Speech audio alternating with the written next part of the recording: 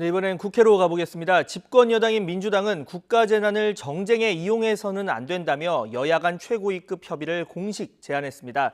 반면 한국당은 민주당 역시 메르스 사태 때 박근혜 정부를 비판했다고 강조하면서 연일 정부 여당 공격에 열을 올리고 있습니다. 취재기자 연결합니다. 한현희 기자. 네, 국회입니다. 네, 총선은 점점 다가오고 지금 민주당으로서는 다소 당혹스러운 분위기를 보이고 있습니다. 야당의 협력 의사를 밝혔죠. 네, 그렇습니다. 민주당은 오늘 참석자 전원이 노란색 민방위복을 입은 상태에서 회의를 진행했습니다. 이 자리에서 이해찬 대표는 당장 정쟁을 중단하고 오늘이라도 여야 최고위급 협의를 시작하자고 제안했습니다. 국가 재난을 정쟁에 이용할 때가 아니라면서 정치권이 힘을 모아야 한다고 강조했는데요. 직접 들어보시겠습니다. 국가 재난을 정쟁에 이용할 때가 아닙니다.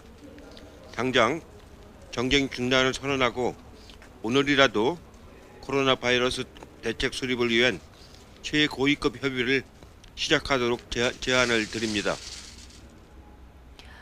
이인영 원내대표는 이 사태 해결을 위해서 필요하다면 목적 예비비 편성도 적극 검토하겠다면서 자유한국당도 방역 완비를 언급했던 만큼 후속 대책 마련에 협조해달라고 말했습니다. 민주당은 이 총선을 앞둔 악재로 번질까 노심초사하면서 총선 일정 수행보다는 신종 코로나 바이러스 대응에 무게를 두는 모습입니다. 이를 위해 이번 주에 하려던 선거대책위원회 발족도 상황이 진정될 때까지 연기하기로 했습니다. 동시에 한국당에 대한 비판도 이어졌는데요. 민주당 박광온 의원은 한국당의 편가르기, 혐오와 차별 주장 등 이 무책임한 선동이 정부 대응의 방해 요소가 된다고 지적하면서 이 국가적 어려움 앞에서 상식으로 돌아오길 바란다고 밝혔습니다.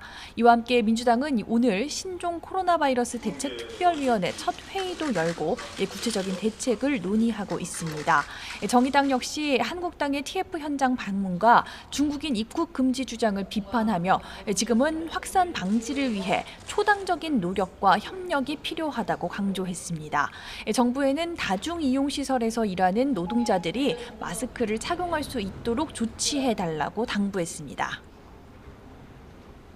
네, 하지만 제1야당인 한국당 이런 민주당의 제안에 쉽게 응하지 않을 것이다 이런 관측이 나온다고요? 네, 아직은 그럴 기미 보이지 않고 있습니다. 다만 한국당은 국민의 생명과 안전을 지키는 데는 이 초당적으로 협력할 것을 여러 차례 밝혔다면서 원론적인 입장을 취하고 있습니다. 그러면서도 정부와 여당 비판에 계속해서 열을 올렸는데요.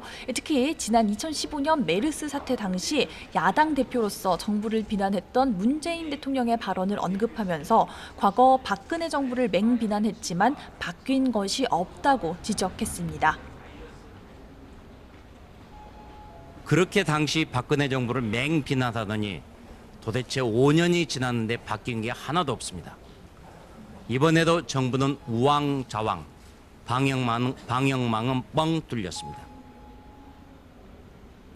한국당이 국민의 위기의식에 편승해서 불안과 공포, 혐오를 퍼뜨린다는 민주당의 비난에 대해서 정부의 무능과 허술함을 반성하지 않고 남 탓을 하고 있다며 한심하다고 비판했습니다.